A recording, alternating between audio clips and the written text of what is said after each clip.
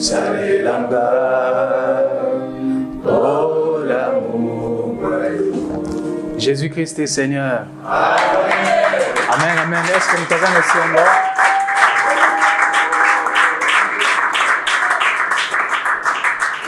Amen, amen. Nazala mingi kuna na clavier ndenge papa lobi. Nzambe na ngolu na ye asali biso sous grâce ya ko telema liboso pona ko loba maloba na Nzambe. Amen. Alors mutu nyonso alekaka peut-être na ba épreuve parce que na sima épreuve il y a toujours une grâce derrière. Yango na ngaki na liboso na nuna exhorter mutu nyonso oyo azolekisa peut-être ba épreuve oyeba ke na sima épreuve ozolekisa il y a toujours une grâce. Yango simba toujours Yesu o longa parce que grâce moko ezozela yo na sima. Amen. Amen. Alors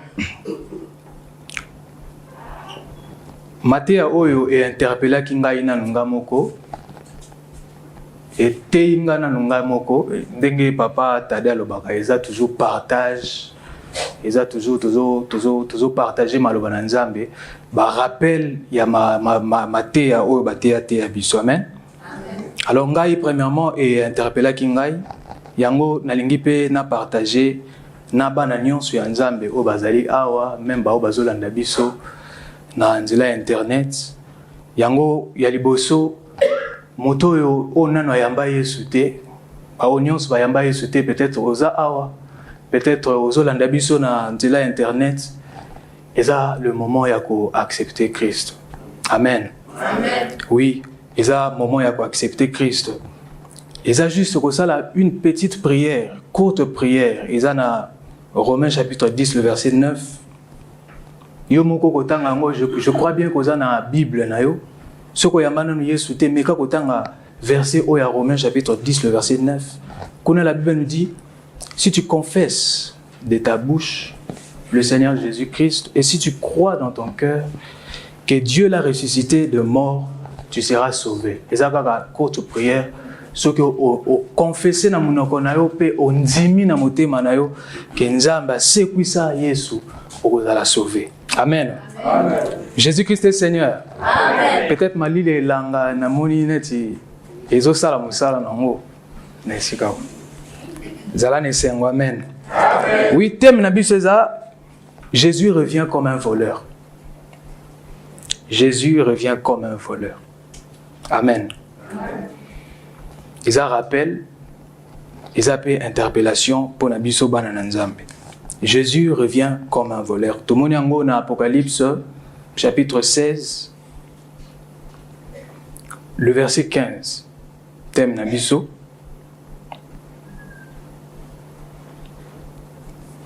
Apocalypse chapitre 16, le verset 15, la Bible nous dit: voici, je viens comme un voleur. Heureux celui qui veille et qui garde ses vêtements, afin qu'il ne marche pas nu et qu'on ne voie pas sa honte. Alléluia. Amen. Jésus revient comme un voleur. Ils ont une figure de style d'une comparaison. La Bible a comparé venir à Jésus comme un voleur. Jésus est un voleur, amen. Amen. Mais ils ont juste comparaison. Comment Jésus a lisusu akoya comme un voleur. Je vais expliquer ça. Nako expliquer dans le thème pourquoi nalobi Jésus revient comme un voleur ou soit Bible les ont comparé venir à Christ comme un voleur. Pourquoi?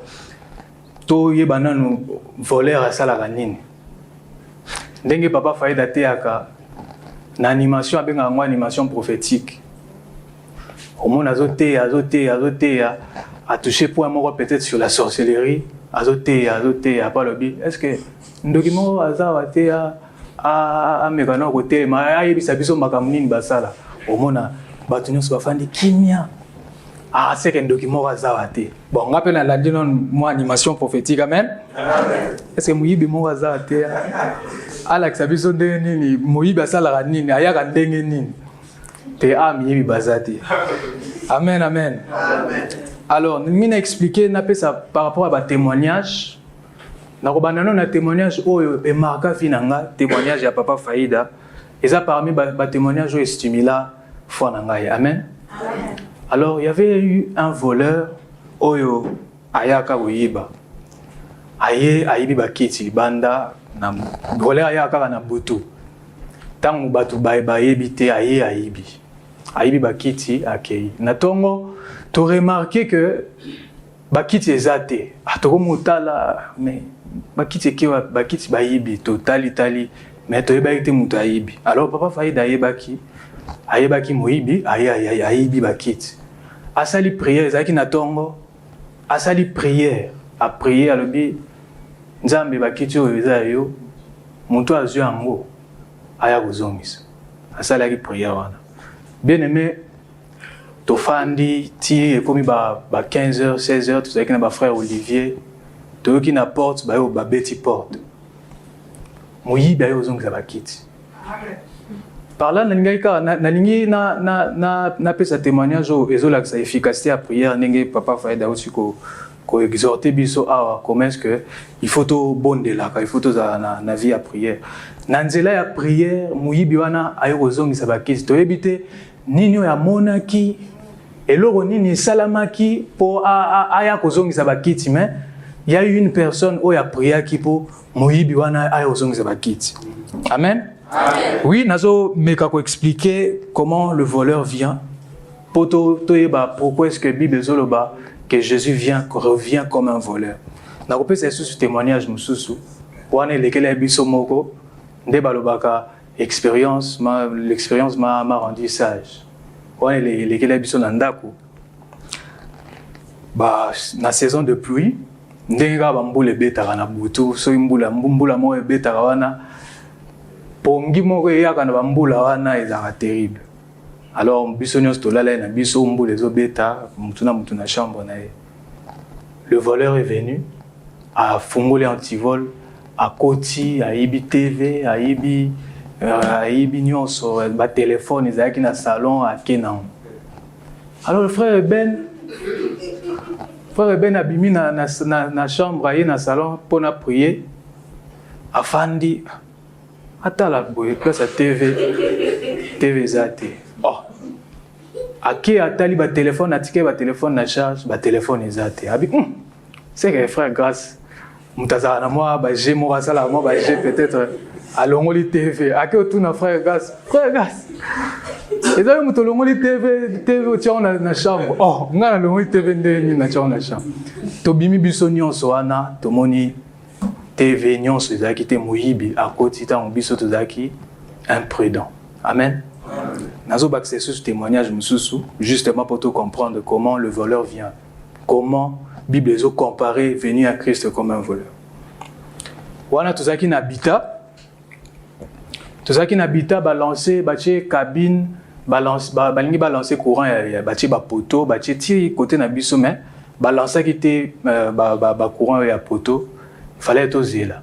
Alors na bandeko na biso maman tana bango côté na bango na nyonso ko ezala ki tobi biso to zela te balancer il faut to benda quand même courant to zela te to benda quand même courant to se mobiliser na ba voisins ba frère fiston tobi to soma ba des demi je crois des demi ba câble wana basinga. Alors to longoli yango et pas na biso ba o ba yebi habita peut-être ba yeba et pas na biso ti et pas maman tana nanzila na mabele to chumoli ti leka ekende ti et pas maman tana to chepe courant pe to zupe courant en attendant to zela ba lancer ba cap to checo. Mais to comment remarquer que au monde na ba butu korekati to bimali bana totala boye côté on a nyonso korezali et pas ambiso ekati na ba voisin ekati. Oh mais comment to na batongo to ya totali ba yibi biso mokolo moko boye to lali kaka pe ko to mona korekati biso nyonso to lamuki na ba iner wana to lamuki na ba voisin to lamuki to bien normal te comment est-ce que quand na pas na biso ne korezati mais côté on a nyonso korezali to bi lelo photo kanga muyibi lelo vraiment photo kanga muyibi To bimi biso nyos to zake belé ba miso babi ba kenase biso to mata likolo poto kange bien. To zaki na frère fiston biso to mati côté sebeko mais ba mbwande mutu ba revesa biso. Poto zana ba mbwa. Ba komo saka na ba okende si. To monde batami to moni moyibi azo kata ni singa à l'aise. Azo yiba pena singa azo kata singa à l'aise. Alors tant a remarqué ba mbwa bazo sauter bazo kima. Atiki na komo otala tala. Biso pe to bimi mbala moko. Bien aimé. Tolanda moyibi mbangu. Tolanda mbangu. Moyibi anafaza azaye mutabandundu. Po akomi kaka na virage. To yebi makamba virage bate ya biso. Excusez-moi mutabandundu soza. Ngapela nazaye mutabandundu mela koma mwana na nzana. To komi kaka pembeni pozo a double patte. Akoti na virage kabo. Alimwe. Wapi alimwe. Tomona été muibiana, to silika, mais comment tomona été? Bon, justement, pour nous ça comment le voleur vient tango. Et ozanayo à l'aise. Ozanayo oyebi na yote. Nde tango le voleur vient. Amen, amen. Amen. Nabi papa Wendy a sexarabiso na cinéma ya Tata wana azakutal.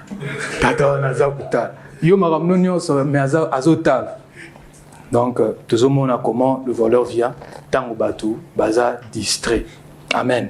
Amen. Alors na thème oyo tolobi Jésus revient comme un voleur. Donc revient, c'est-à-dire que sur nabi Jésus revient, c'est que asayaki. Donc Jésus est venu et puis balobi Jésus revient. Alors Togoye banini par na place où on attend que Jésus revient comme un voleur. Et on a des aspects, dès que tu as un affermissement, des aspects où ils ont l'acsabiso, ndenge Yesu aya, pe ndenge ni nagoya. Na aspect aliboso Yesu aya, il est venu comme un sauveur. Amen. Amen. Jésus est venu comme un sauveur. Sa mission était de donner, parce que le sauveur mission est là pour donner. Jésus, il y a liboso qui comme un sauveur. Comme un sauveur dans Jean 3,16. Alors, le temps de la grâce, c'est quand Jésus est encore appelé sauveur. Ça n'a rien à voir, Satan a cause à ça n'a rien à voir, il y a que vivre dans le péché, vivre dans la masumu, parce que nous avons le temps de la grâce. Le temps de la grâce, c'est le temps où Yesu a nous sauveur. Parce que tant où il sauveur, il guérit. Il donne, so bondeli nzamba ko pesa yo, so bondeli akobikisa yo, akodélivrer yo na makambo nyonso wana oto ko senga na aspect à Jésus comme sauveur, il va tout faire. Amen, amen. Na aspect à Jésus comme un sauveur.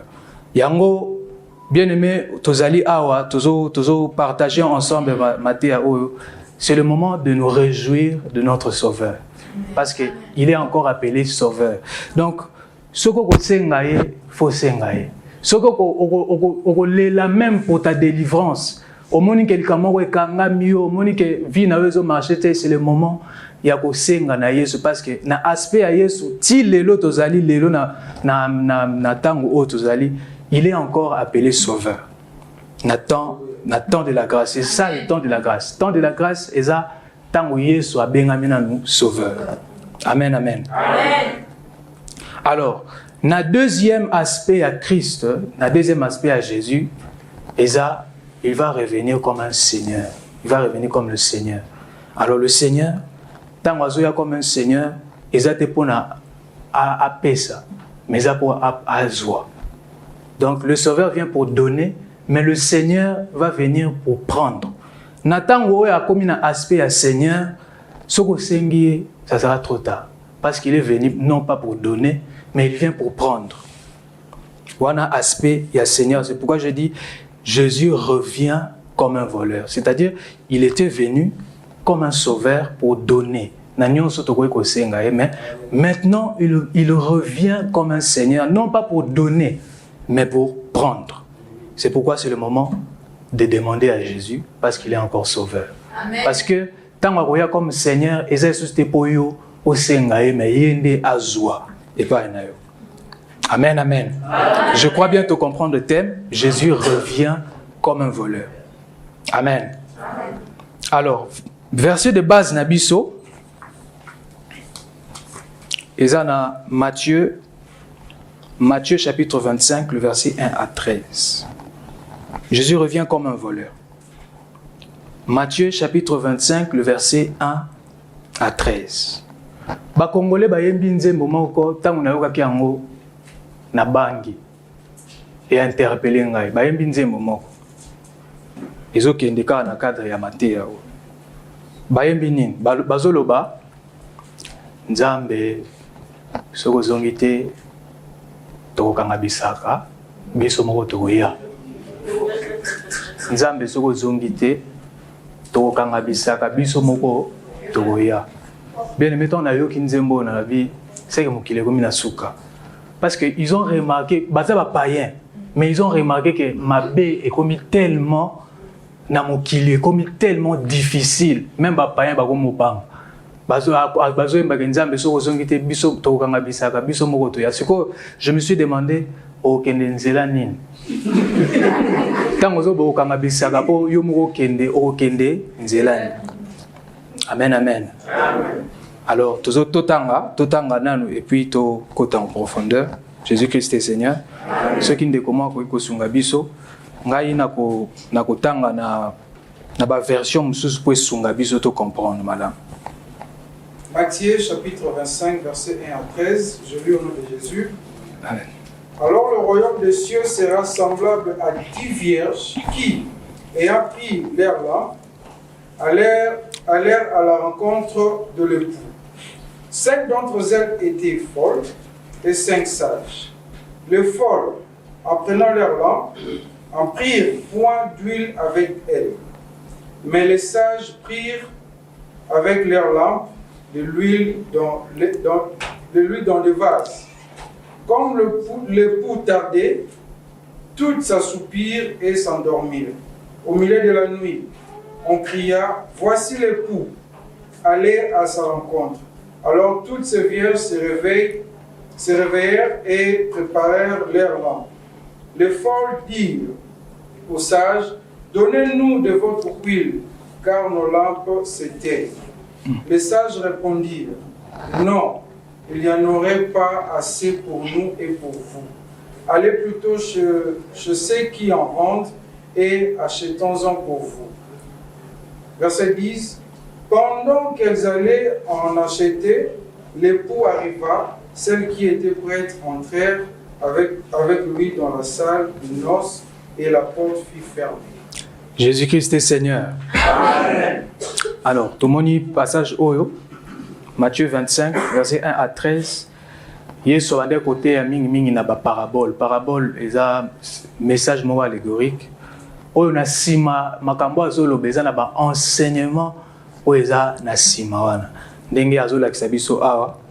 Tout d'abord, il faut comprendre peut que une personne qui accepte Jésus-Christ comme Seigneur et Sauveur devient une lampe.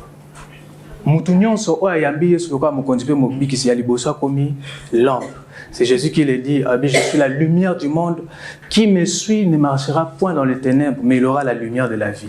C'est-à-dire que Moutonnion soit ayambi Yesu, anzimi Yesu, a commis lampe. A commis lampe. Amen. Alors, nakotanga na parole de vie pour te comprendre mieux. Balobi, alors le royaume des cieux ressemblera à ceci.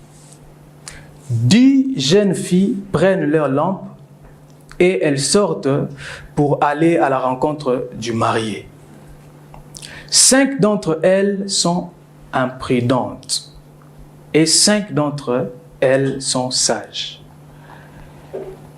Les jeunes filles imprudentes prennent leur lampe, mais elles n'emportent pas de réserve d'huile.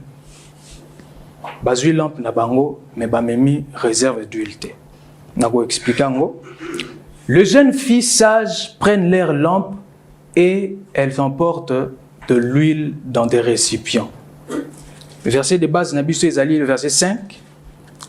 Le marié ne vient pas tout de suite.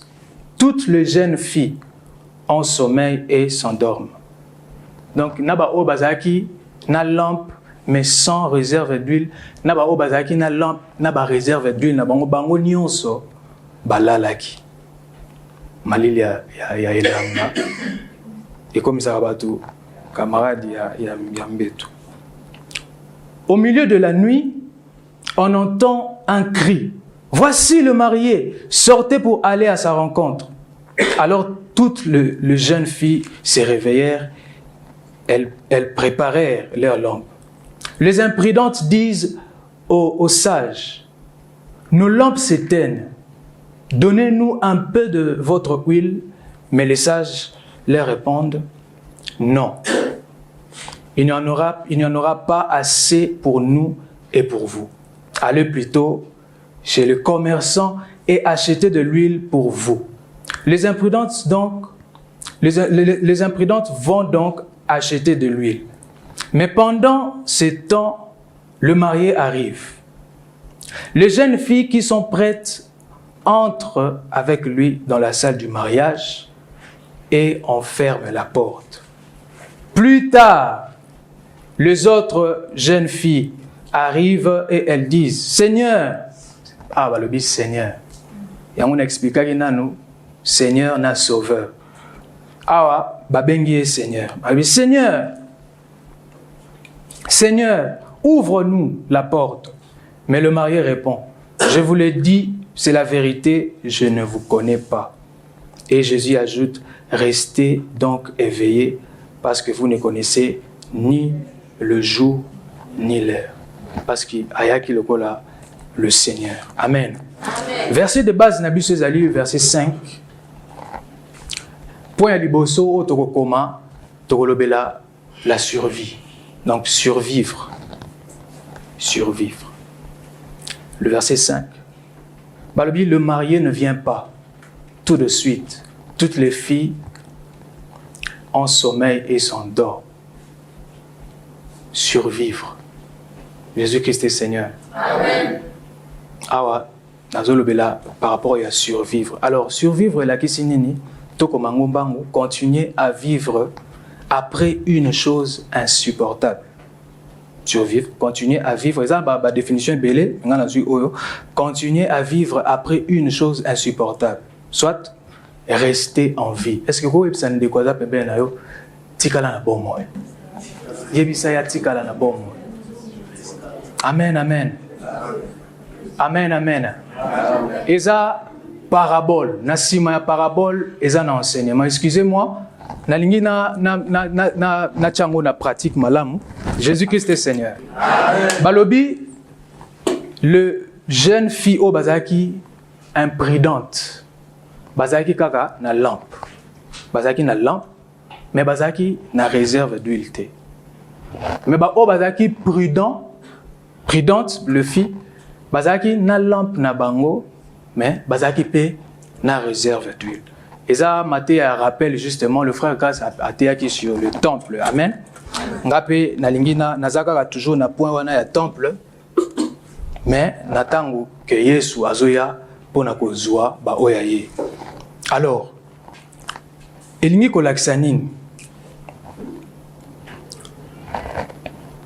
Pour survivre, il faut être premièrement une lampe et avoir une réserve d'huile.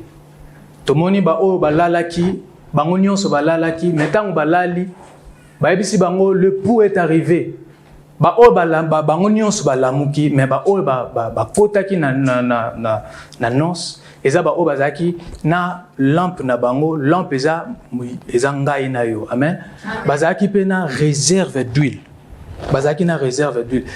Et ça la magandenge ni ntango au simbi ozana lampe oyo au tiango butu mobimba eza allumé butu mobimba nini ekokoma na lampe oyo atezana ezana ngona réserve awa soko tsala ozo utiliser ngo butu mobimba réserve oyo ezana kati awa et osila ekokufa.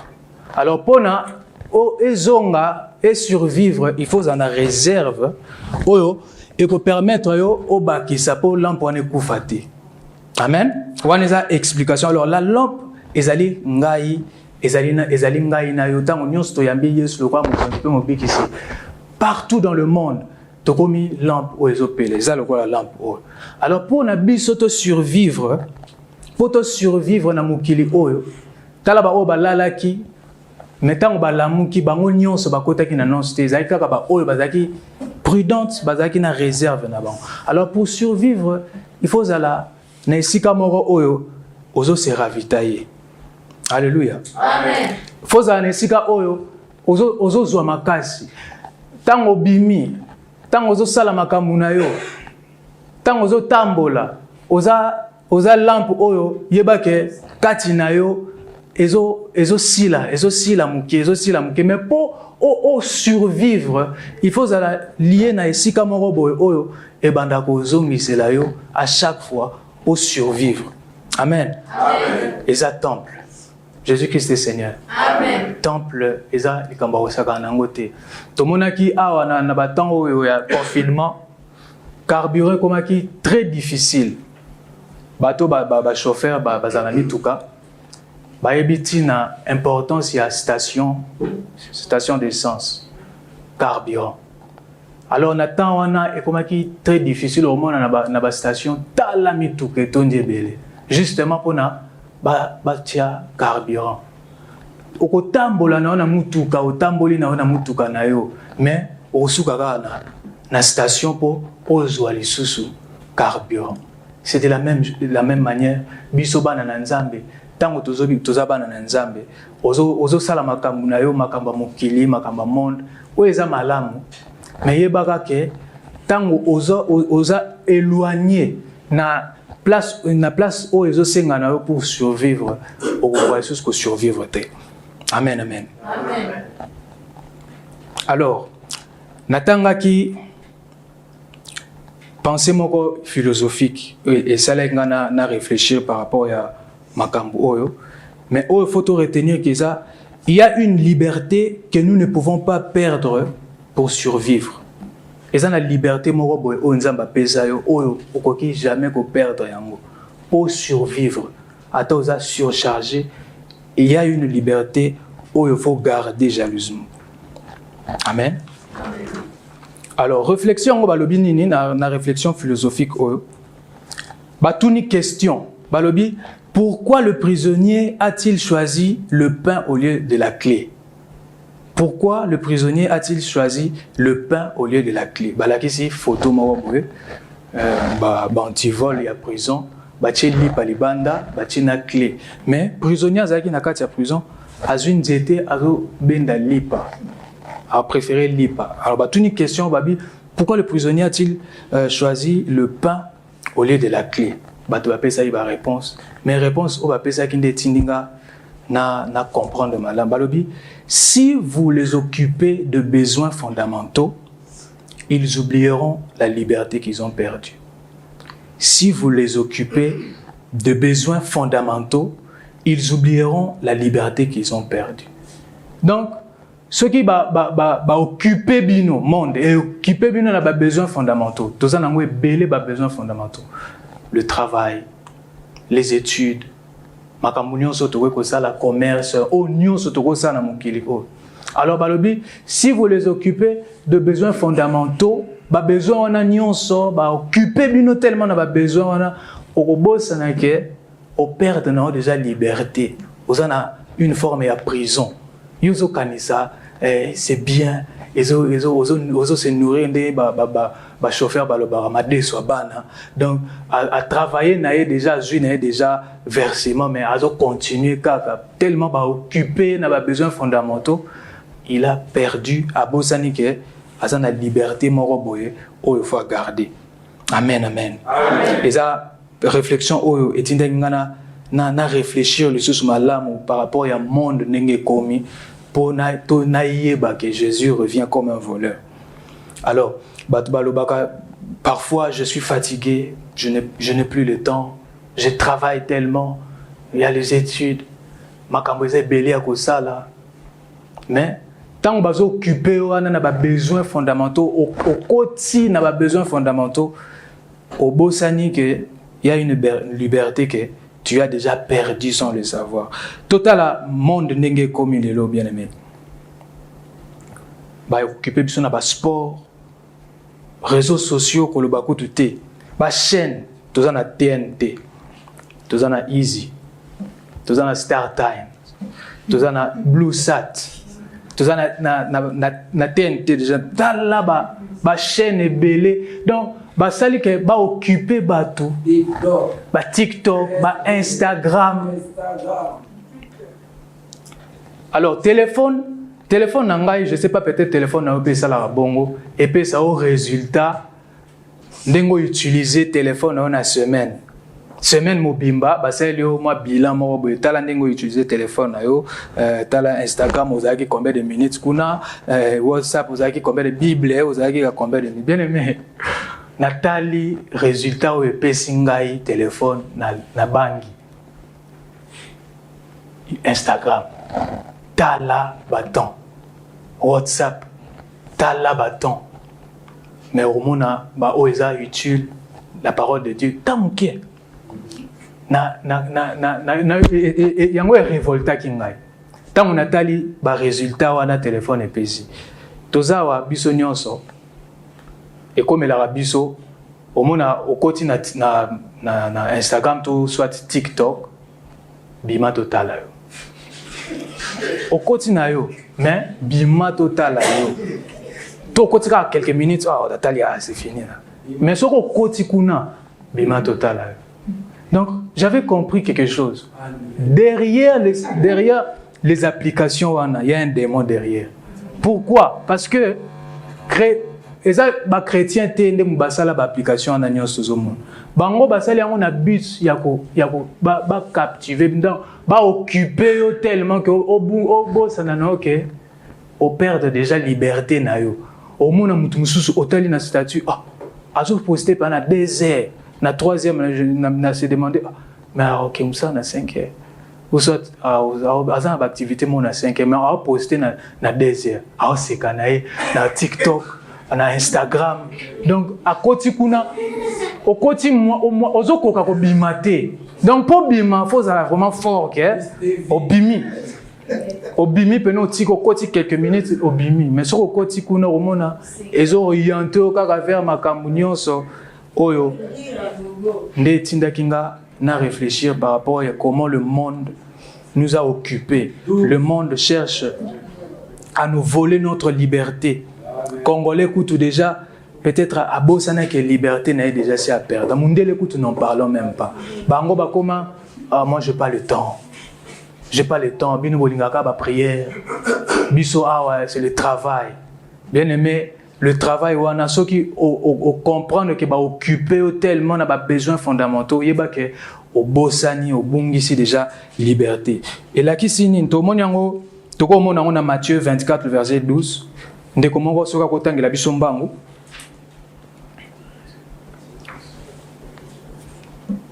Matthieu 24 verset 12.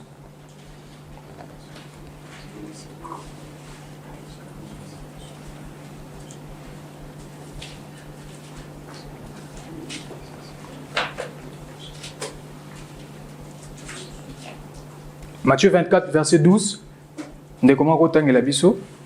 Matthieu 24, verset 12. Je lis au nom de Jésus. Et c'est parce que l'iniquité se sera accrue, la charité du plus grand nombre se refroidira. Bolingo ya batu et belé ko se refroidir. Parce que tellement mokile comme na ma beming. Bolingo balobi bolingo ya nzambe et ko se refroidir katina batu. Alors et la qui signe ceux qui osent na réserve te ba valeur nyonso ozo panzam so osent na réserve na yote oza lié na temple te ba valeur nyonso ozo panzambe et que se dissoudre ba don nyonso o nzamba pesa yo ceux qui osent na réserve te oza na temple te pour te ravitailler ozo ngali ozo esusu makasi ceux qui oza lié te na temple oko perdre ba don wana oko perdre ba valeur nyonso o nzambe atiaka tina yo yango peut-être oko tuna voisin na yo aza pembene azaki na ba don papa uti ko exhorter biso awa azaki na ba don ngo ekenda wapi ekenda wapi? Bien aimé, réserve eza eloko ya kosaka nango te. Réserve eza eloko ya kosaka nango te. Biso nyonso tolingaka kokota supermarché. Biso nyonso tolingaka kokota supermarché, oke na supermarché ozwi eloko na oza nango besoin osombi obimi. Mais place wana batie biloko, soko balongoli biloko baza na dépôt. Ke soki eloko wana elongwe baoya ba remplacer. Soki yo oza na kati ya temple te, soki oza na habitude ya koza na temple te pour te ravitailler, bien aimé, lampe na yo ekosila, lampe na yo ekokufa. Amen. Amen. Ndenge awa balakisi biso le verset 5, balali mais bazaki na huile na bango. Nous aussi on s'habille mais na huile na biso. Bien aimé, ko perdre réserve na yo te. Battez la réserve na yo. Chérir réserve na yo. On mange, mais na huile na yo pemben. On est riche, na huile na yo pemben. Ozo chômé, na huile na yo pemben. Oza célibataire, na huile na yo pemben. Oza marié, na huile na yo pemben. Amen. Donc nyonso oto ko sala na mokili oyo. Salango toujours na réserve, zala prudent. Mokili oyo ezoke na kosuka. Mokili oyo ezosila.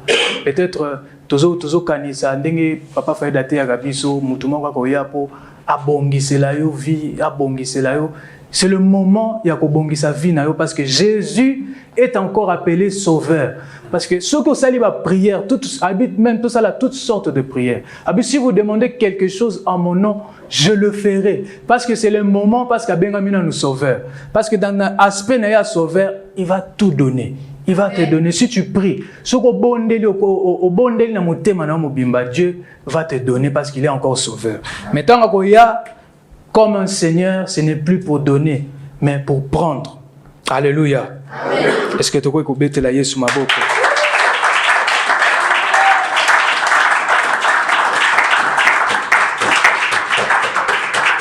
Tuyembaka nzembo moko mokili oyo ya biso te, mokili oyo ya biso te, tokebaka toyebaka tokosamba. Amen, amen. Amen. Alors le deuxième point, na point liboso tomoni, il faut te survivre.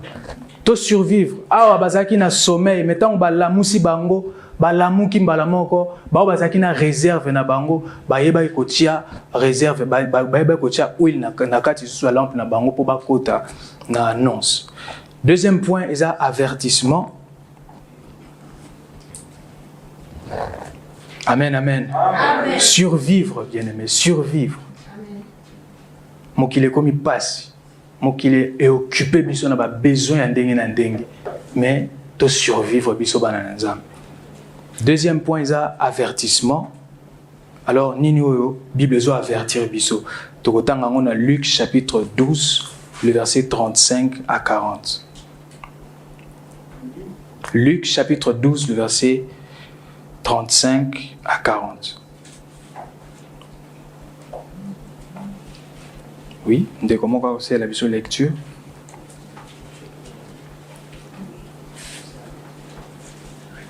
Luc chapitre 12, versets 35 à 40.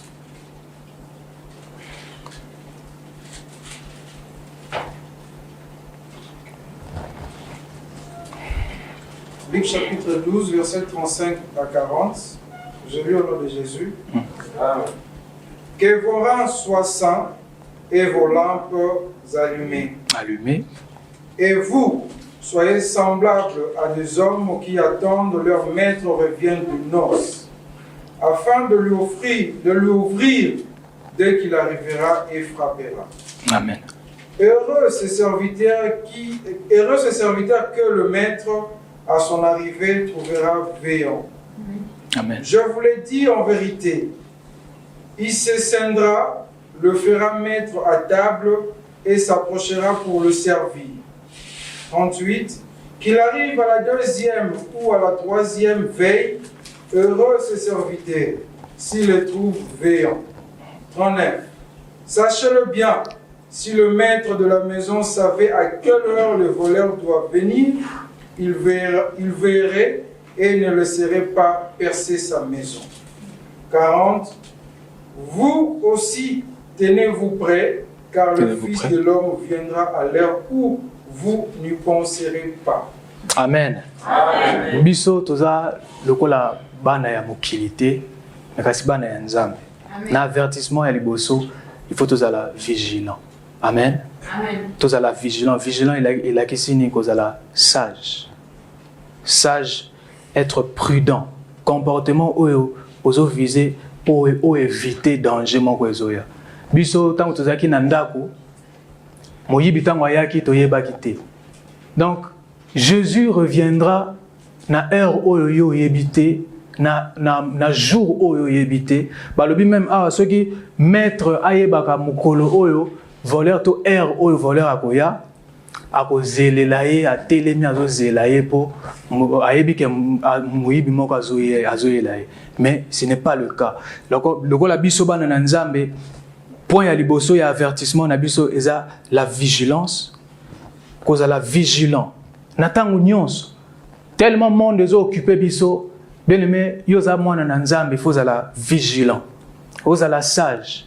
Yeba position na yo. Natango nyonso, bisika nyonso oyo zali, yeba position na yo, zala toujours vigilant. Banda ko ve batu misusu balobaka le bientôt de Jésus. Batu bamonango, komanango lokola nzembo. Mais bien aimé, totangi na Matthieu chapitre 25, même Matthieu a recommandé biso totanga même Matthieu chapitre 24. Oyo ezo lakisa biso même basine oyo ezo lakisa biso tozo tendre vers la fin. Tozo mona ba guerre par-ci par-là, ba bruit de guerre.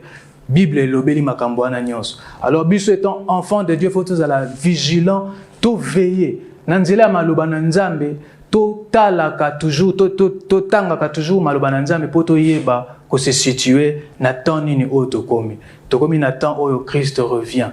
Il revient comment? Il revient comme un voleur. Azoya non pas pour yo oyeba tango oya, mais akoya pour na ko surprendre. Et puis akoya non pas comme un sauveur, mais akoya comme un Seigneur. Amen, amen. Amen. Vigilance. Yami baleza kozala prêt.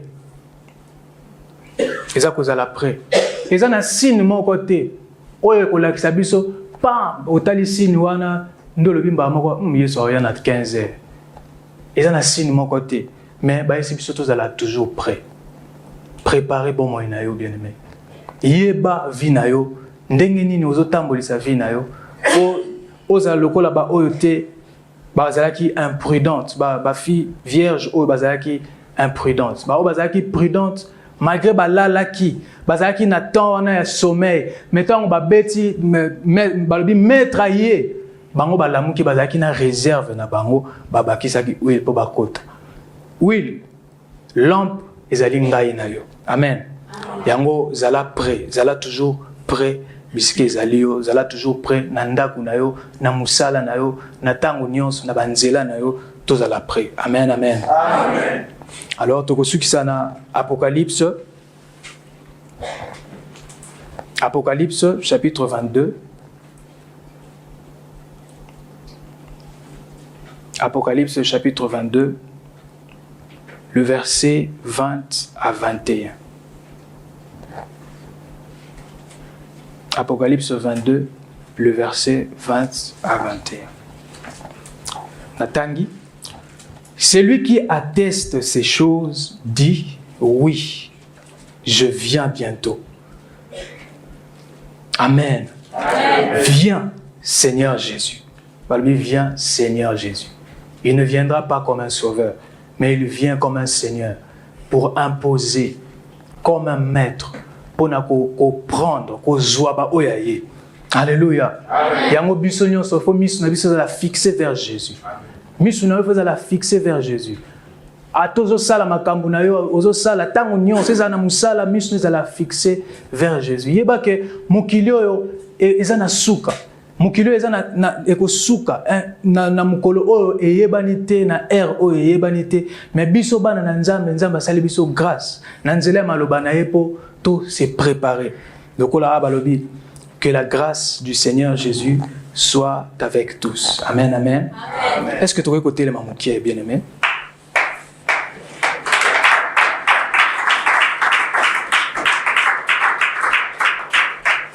Mais quand on avertir de quoi ça permet, banda ko yebisa ye, azala vigilant, azala prêt. Mokilo eko suka. Et ezaba rappel que mokilo eko suka. Toko bondela na sujet oyo. Nous sommes des lampes. Nous devons toujours avoir notre réserve d'huile pour survivre dans ces temps difficiles. Prions que nous puissions survivre. Yebisa na Nzambe o survivre. Na ba temps ozolekisa. Na ba moment ozolekisa. Distraction etondi na mokili oyo. Makambo ndenge na ndenge etondi na mokili oyo. Yebisa na Nzambe yo survivre. Na kombo na Yesu Masiya to bondeli.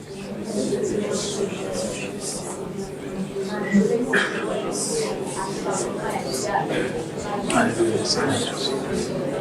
Au nom de Jésus. Alléluia, Seigneur. Je vais survivre. Alléluia, Seigneur Jésus. La survie. Mon qu'il est occupé, biso. N'a pas besoin d'en dengue. L'éternel Dieu, la nuit n'a survivre. N'a survivre, Seigneur. Alléluia. Tokomiba, tozaba lampe, oyo aussi au pelissa. N'allume na survivre, Seigneur. N'allume na survivre, Seigneur. Na mokilo oyo tondi na makambo ndenge na ndenge. Mokilo ezo tendre vers la fin.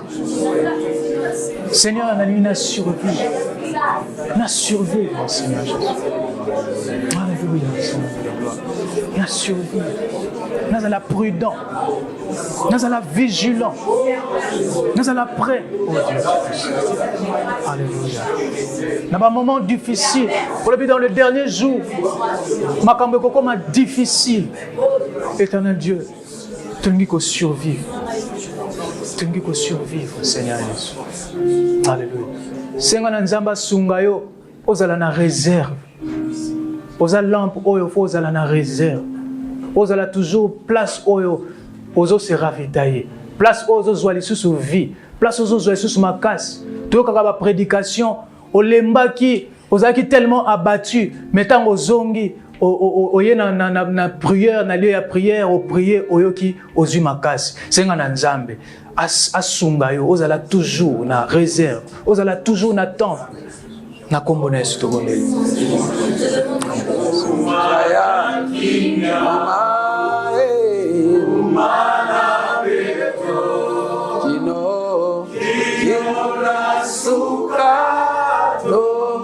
Salela Yesu hata kukosama hata pasini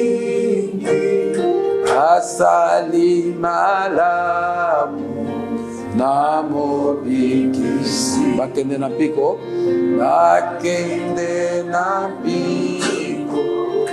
oko na malamu na likolo solo tupisa Yesu mbumana kinya oh mbumana tolingi kobu kapona lobiko mbumana kinya mbumana betu kinona sukatu salela Yesu. Sambela ozala prudent, ozala vigilant, ozala toujours à page. Il y a des événements nyonso.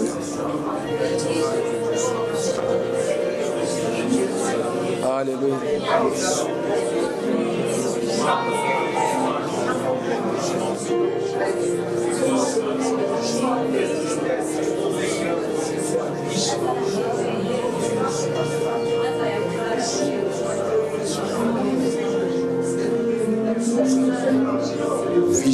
Prudence, Seigneur, prudence.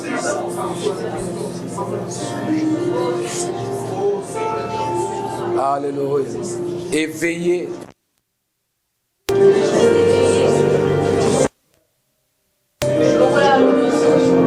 Oui, Toyoki.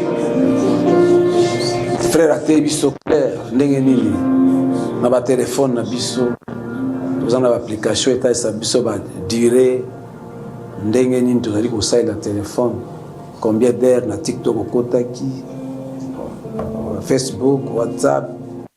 Okotaki wapi. Ndeko alobia wasokotali. Ça m'arrive. Na utilisaka yango. Eza mawa. Dieu n'a plus sa place dans nos vies. Eza mawa. Dieu n'a plus dans la télévision. Va multiplier le sport. Va multiplier le match. Au lingaka athlétisme, tu seras servi 24 sur 24. Au lingaka boxe, tu seras servi 24 sur 24. Au lingaka catch, tu seras servi. Au lingaka football, au Ligue des Champions, au Ligue des Nations, au Super League, au CAF, au Kunasoki UEFA, au Kuna Copa America, aucun bien-aimé. Le monde, le programme est saturé. Donc, il n'y a pas une place pour Dieu. Aucun canal plus, aucun chaîne, télévision, il n'y a pas de place pour Dieu.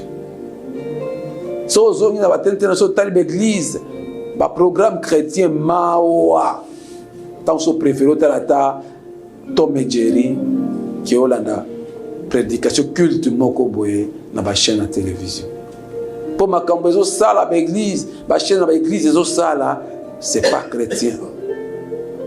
Magie est autorisée, tout le monde a boyété, mais pas pèse bateau. Satan zo sala magie dans la chaîne de télévision de Christ. Il n'y a pas de place pour Dieu de nos jours. Zonga. Zonga bien aimé. Tika téléphone. Tika dans nos téléphones. Zoa, mi peut sa discipline moko pour un temps. O utilise ka téléphone kaka na ba fin. Eux comme la bénédiction. La mouka paix, la mouka pour la prière. Laisse le téléphone à côté. Et dans le concept surtout le capé la Bible, il y a papier. Bien aimé, quand on a la Bible dans le téléphone, bien aimé, on a la passe. Vous avez la Bible, paf, message à WhatsApp écoute, paf, Google a tindelu, paf, batindelu, au moins, au cas type de méditation, il faut avoir un message. C'est difficile. Tu ne me diras pas que c'est facile de méditer avec le téléphone. Très difficile. Il y a un peu piège. Piège. Tout ce qui est la Bible, la papier. Somba yango, ils achètent. Ok, na matongea, na maison de la Bible au monde. Moins de $10, des 5, des 9, na pochette au tombe. Parce que quand tu es dans ce livre, distraction est. Tu as ton temps complet dans la méditation. Méditer avec le téléphone, Koko Sangate. Dieu n'a plus sa place. La distraction. Même dans l'église, il y a la distraction. Il faut la bateau, miracle à l'okuta, prophétie à l'okuta. Le temps d'écouter la parole de Dieu, de méditer, zaté. Pasteur, aussi, Kanye wana ifo bocha kambongo azocha bino eza mama nzambe soute ata bazo ba l'état il faut pas reconnaître l'église la personnalité juridique qui salut qui en foi bongo te biso ba kongo ba bongo te qui salut yo so l'état pe personnalité juridique nzambe a personnalité juridique l'église loka catholique yo ke tuna e ande banjelo ba missionnaire ba kenda yo ke ngotuna bango mukandana yo ke kwetsa musulman ke bino na mosquée otika ba sala totolo ba catholique missionnaire musulman ba kimbangiste ba onde ba na nzamba so parce que l'état les reconnaît ba kozi ba na ofuka matira ba temple na bango est-ce que bango nde yesu azana bangumba boka ba église ba kanga depuis le siècle. Église écoutana babitumba ndenge na ndenge. Réforme ya kaka. Réforme ya kaka. Réforme ya kaka. Bato nyonso ba combattre l'église ba suka mabe. Tanga histoire. L'église c'est toi maintenant. L'église ça batouté tous. L'église maintenant c'est toi. Yo kama kamonote ya télé. Toi l'église. Le jour où le Seigneur viendra te chercher à quoi tenir kozwa lingomba moko. Il viendra chercher les chrétiens et le vrai, ceux qui ont le Saint-Esprit en eux, ceux qui ont servi Jésus comme Seigneur.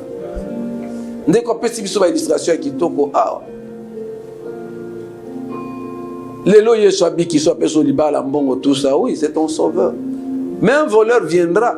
Les jours où le voleur viendra, il viendra prendre. Mouibi ayaka te pour payer ça yo. Ton voisin mouibi ça pour payer ça. Ah ça mouibi te. Mouibi à côté de bena kwa ebino carton mbongo, ebino télévision, ebino ba téléphone, ebino biloko abi ngai mouibi na eko tiki la bino na ke ezala. Le voleur vient prendre. Métaphore oyo de quoi te biso. Après ce exemple mouibi aya iba ba kiti ya wake. Donc ebisa l'état au sang. Ba l'état ba mouibi ali boso pendeza l'état pe. Yebira iba kamtaka yebete. Iba boso l'état. Mais na ebisi bande ko tozo sambela mutu ayiba kiti ya kozongisa. Aya kozongisa. O babeti kuna hapa na bango grâce à bomba iba télévision ba téléphone ben à la moki grâce à ça la ba jeu. Muibi yaki ayibi akote. Bakenda na la police. Pour porter plainte. La police a senga ba mbongo. Ba yibi bango. Pour baya kosa enquête, il fallait nini mbongo. Yo bungisi o misu mbongo pesa. La police be basali enquête babaluki eloko mboko te bakei. Oh il faut baluka police criminelle, police scientifique. Lieutenant ya police scientifique ya asenga $300. Abi tango apesa abi atelimateur mibio yo bana kasangulu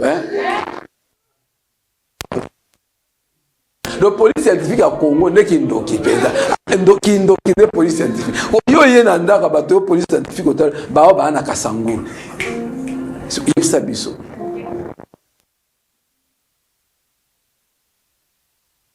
C'est un moment où il y a confiance dans Nzambe. Amen. Sambela. Oyo bongisa. Ba yo zomusela yo. Amen. Fiancé na yo akenda ma batopoli akenda kimba. Yo sambela ka. Au moins ye moi rezonga ka malende. Grâce japonais la kajo libala kenda. Yo betaka mabolo. Tika na to luka banoko to fansa makambu to te sambela. Oya yo ekozonga. Eloko bungisa. Pas de lo bungisa studio bungisa. Pas de la bungisa mingi. Na boyo ekozonga. Tala voisin. Lo basambele ekozonga. Akozonga pe ekozonga. Obungisa nini? Notre prière pour clôturer ezonga. Ezonga. Zongo bungisa esengo nezonga. Bungisa santé ezonga. Obungisa mbongo ekozonga. Ba détourna yo baiba escroka yo ekozonga. Amen. Amen. Osalela bato bafuta yo te na nzela mususu bakofuta. Osalela nzambe tango ebelozwa litomba te pa nzambe baperdaka te. Ogo ekuya ipsa nzambe na salela yo kabisanga. Jésus reviendra comme métaphore, comme un voleur. C'est-à-dire, il viendra prendre sans prévenir. Nzambe zongisa eloko bongisa. Pe batu ba relation yo bunga ebeba nzambe zongisela.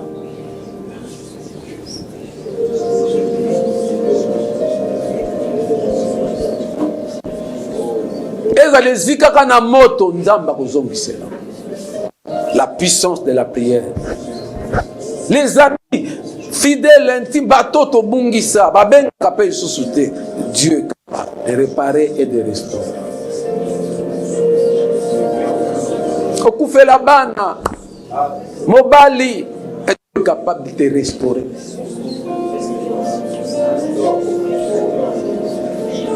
Et de réparer.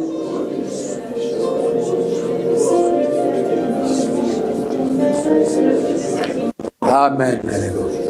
Bien aimé, toi, à côté, c'est clair, simple et clair.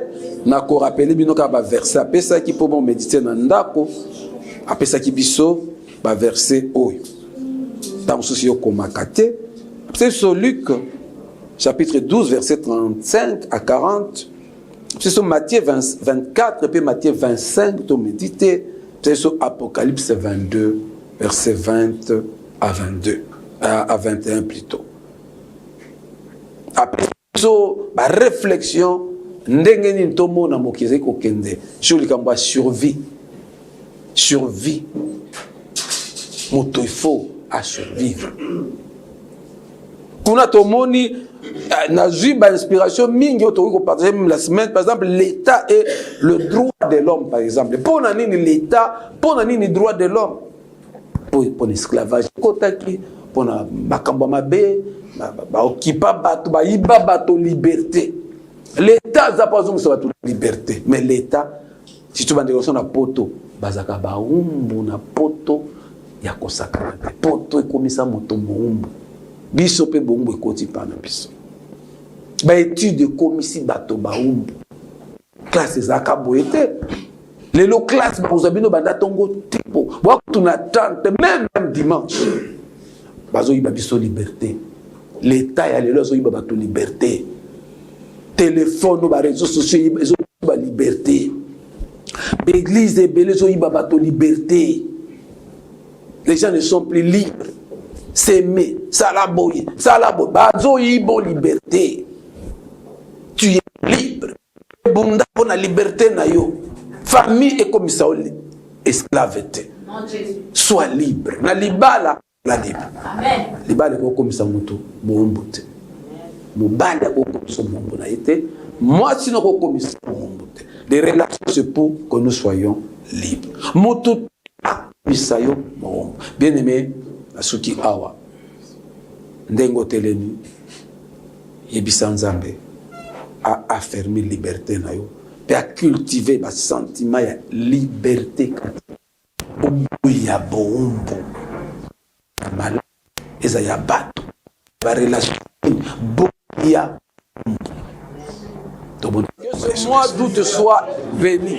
Que ce mois d'août, Seigneur, soit un mois de bénédiction, de grâce, de vie, de paix. Que nous soyons libres, Père. Libres. Que ta liberté nous soit accordée. Que ta puissance puisse nous libérer de l'esclavage, de la servitude. Voutement au nom de notre Seigneur Jésus. Repends ton esprit, esprit de liberté. Alléluia.